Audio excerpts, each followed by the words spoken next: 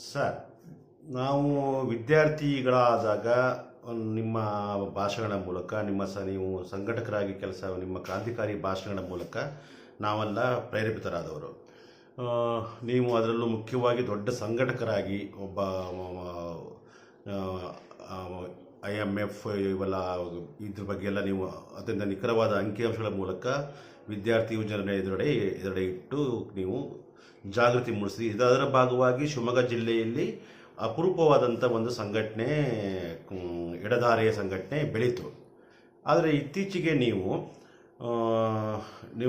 ಒಡನಾಡಿದ ಇವರೆಲ್ಲರೂ ಕೂಡ ಜನಶಕ್ತಿ, ಜಾಗೃತ ಕರ್ನಾಟಕದಲ್ಲೆಲ್ಲ ಇದ್ದಾರೆ. ಆದರೆ ನೀವು ಇತ್ತೀಚೆಗೆ ಒಂದು ರೀತಿಯಲ್ಲಿ ಏಕಾಂಗಿ ಆಗ್ತಿದ್ದೀರಾ ಅಂತ ಅನಿಸ್ತಿದೆ. ನೀವು ಬರವಣಿಗೆ ಮತ್ತು ಕರದಲ್ಲಿ ಹೋಗಿ ಭಾಷಣ ಮಾಡುವುದು ಬಹುಮುಖ್ಯವಾದ ಜನಸಂಘಟನೆಯಿಂದ ನೀವು ದೂರ ಆಗ್ತಿದ್ದೀರೋ ಅಂತ ನನ್ನ ಅಭಿಪ್ರಾಯ. ಇದಕ್ಕೆ ಕಾರಣ ಏನು ಸರ್? ನಾನು ಬೀದಿಲೇ ಇದ್ದೀನಿ. ಬೀದಿನಲ್ಲಿ ಯಾವ್ಯಾವುದು ವಿಷಯಗಳ ವಿರುದ್ಧ ಜನ ಹೋರಾಟ, ಉದಾಹರಣೆಗೆ CAA NPR NLC ತಗೊಳ್ಳಿ, ಆ ವಿಷಯದಲ್ಲಿ ಬೀದಿನಲ್ಲಿ ಎಲ್ಲ ಹೋರಾಟದಲ್ಲೂ ಜೊತೆಗಿದ್ದೆ. ಯಾವುದೇ ಆ ರೀತಿ ಐಕ್ಯ ಹೋರಾಟ ನಡೆದರೂ ಕೂಡ ನಾನು ಸಂಘಟನೆಗಳ ಭಾಗವಾಗಿದ್ದಾಗಲೂ ಮಾಡ್ತಿದ್ದಿದ್ದು ಇದೇ ಕೆಲಸ. ಅಂದರೆ ವಿಷಯಗಳನ್ನು ಪ್ರತಿಪಾದನೆ ಮಾಡುವಂಥದ್ದು, ಪ್ರಸ್ತಾವನೆ ಮಾಡುವಂಥದ್ದು, ಆ ವಿಷಯವನ್ನು ಜನರಿಗೆ ಮುಟ್ಟಿಸುವಂಥದ್ದು ಕೆಲಸ ಮಾಡ್ತಿದ್ದೆ. ಆ ಕೆಲಸ ಈಗಲೂ ಮಾಡ್ತಿದ್ದೀನಿ. ಈಗಲೂ ಕೂಡ ಉದಾಹರಣೆಗೆ NEP ವಿರುದ್ಧ ನಡೆದಂಥ ಚಳವಳಿಗಳಿರ್ಬೋದು, ರೈತ 3 ಮಸೂದೆಗಳ ವಿರುದ್ಧ ನಡೆದಂಥದ್ದು ಇರ್ಬೋದು, ಪ್ರಾಯಶಃ ಈ ಕಡೆ CPI ಇಂದ ಹಿಡಿದು SDPI ತನಕ ಎಲ್ಲ ಸಂಘಟನೆಗಳಲ್ಲೂ ಕೂಡ ನಾನು ವರ್ಕ್ಶಾಪ್ಗಳು ಇತ್ಯಾದಿಗಳಲ್ಲಿ ನಾನು ಹೋಗಿ ಭಾಗವಹಿಸುವಂಥದ್ದು, ಇದು ನಾನು ಸಂಘಟನೆಯಲ್ಲಿದ್ದಾಗಲೂ ಮಾಡ್ತಿದ್ದಂಥ ಕೆಲಸ. ನಾನು ಒಂಟಿ ಅಂತ ಅನಿಸಿಲ್ಲ. ನಮ್ಮ ಸ್ನೇಹಿತರುಗಳು ಎಲ್ಲರೂ ಒಟ್ಟುಗೂಡಿ ಸಾಧ್ಯವಾದಷ್ಟು ಯಾವುದು ತಪ್ಪು ಅಂತ ಅರ್ಥ ಮಾಡ್ಕೊಂಡು ಬರ್ಬೇಕು. ನಂದು ತಪ್ಪಿರ್ಬೋದು, ಬೇರೆ ಪ್ರಶ್ನೆ. ಈಗ ಸದ್ಯಕ್ಕೆ ನನಗನ್ಸೋದು ಈ ರೀತಿಯಲ್ಲಿ. ಸೊ ಆ ರೀತಿ ನಡೀತಿದೆ ಹೊರತು ನಾನು ಒಂಟಿಯಾಗಿ ಉಳ್ಕೊಂಡಿದ್ದೀನಿ ಅಂತ ಅನಿಸ್ತಿದ್ದೆ. ನಾನು ಸಂಘಟನೆಯ ಭಾಗವಾಗಿ ಏನು ಮಾಡ್ತಿದ್ದೆ ನಾನೊಬ್ಬ ನಿಮ್ಮನ್ನು ಭಾಳ ವರ್ಷಗಳಲ್ಲಿ ನೋಡಿದ ಹಾಗೆ ಯಾವುದೇ ಒಂದು ಹೋರಾಟ ಏನಾದರೂ ಕೊಟ್ಟರೆ ನೀವೇ ಮುಂಚೂಣಿಯಲ್ಲಿ ಇದ್ದ ಹಾಗೆ ಥರ ಕಾಣ್ತಿತ್ತು ಅವಾಗಲ್ಲ. ಏನಾದರೂ ಭಾಷಣ ಮಾಡ್ತಿದ್ನಲ್ಲ ಅಲ್ಲ. ಈಗ ನೀವು ನೋಡಿದ್ರೆ ಯಾಕೋ ಎಲ್ಲ ಹೋರಾಟಗಳಲ್ಲೂ ಗಮನಿಸಿದರೆ ಎಲ್ಲೋ ದೂರದಲ್ಲಿ ಅದರ ಭಾಗವಹಿಸಿ ಇಲ್ಲ ಹಿಂದ್ಗಡೆ ಕುಳಿತುಕೊಂಡು ಇದ್ದಕ್ಕಿದ್ದಂಗೆ ನೀವು ಅಲ್ಲಿಂದ ನಿರ್ಗಮಿಸ್ತೀರಾ. ಹಾಗಾಗಿ ನನಗೆ ಆ ಥರ ಅನಿಸ್ತಾ ಇದೆ. ಇಲ್ಲಾಂದರೆ ಶಿವಸುಂದರನ್ ಅಂತಂದರೆ ಒಂದು ಇಡೀ ಸಂಘಟನೆ ಭಾಗವಾಗಿ ಮುಖ್ಯ ವಾಹಿನಿಯಲ್ಲಿ ಇರುವಂಥವರು ಅಂತ ಅದಕ್ಕೊಂದು ಕಾರಣ ಇದೆ.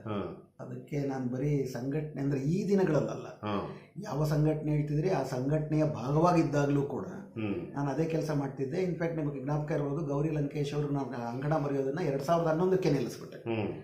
ಅದಕ್ಕೊಂದು ಪ್ರಧಾನವಾದ ಕಾರಣ ನನಗಿರುವ ಅಳುಕೇನಪ್ಪ ಅಂದರೆ ನನ್ನ ಸಾಮಾಜಿಕ ಹಿನ್ನೆಲೆಯ ಅಳುಕು. ನನ್ನ ಸಾಮಾಜಿಕ ಹಿನ್ನೆಲೆ ಬ್ರಾಹ್ಮಣ ಮಧ್ಯಮ ವರ್ಗದ ಹಿನ್ನೆಲೆಯಿಂದ ಬಂದಿರೋರು.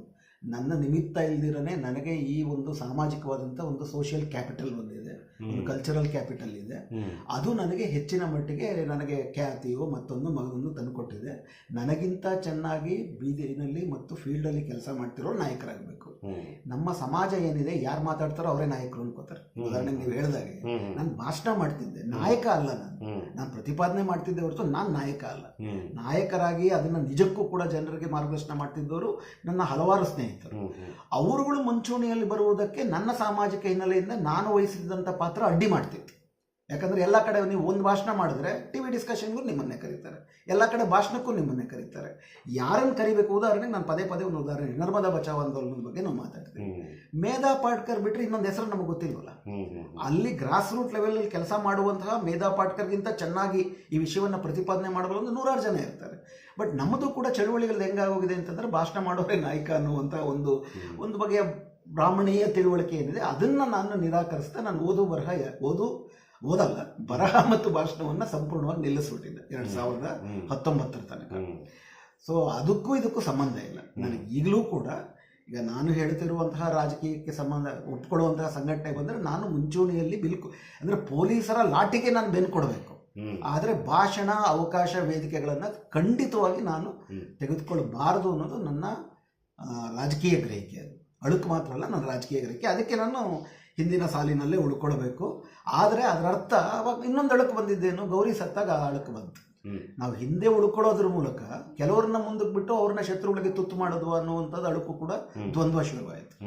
ಸೊ ಹೀಗಾಗಿ ನಾನು ಅಲ್ಲಿಂದ ಆಚೆಗೆ ಹೆಚ್ಚಿಗೆ ಮಾತಾಡೋಕ್ಕೆ ಶುರು ಮಾಡಿದೆ. ಬಟ್ ನನ್ನ ದುರಂತ ಏನಪ್ಪ ಅಂದರೆ, ಇಷ್ಟೆಲ್ಲ ಮಾತಾಡಿದ್ರು ನನ್ನ ಮೇಲೆ ಇದುವರೆತಕ್ಕ ಒಂದು ಕೇಸ್ ಆಗಿಲ್ಲ, ಒಂದು ಸತಿ ಜೈಲಿಗೆ ಕಳಿಸಿಲ್ಲ.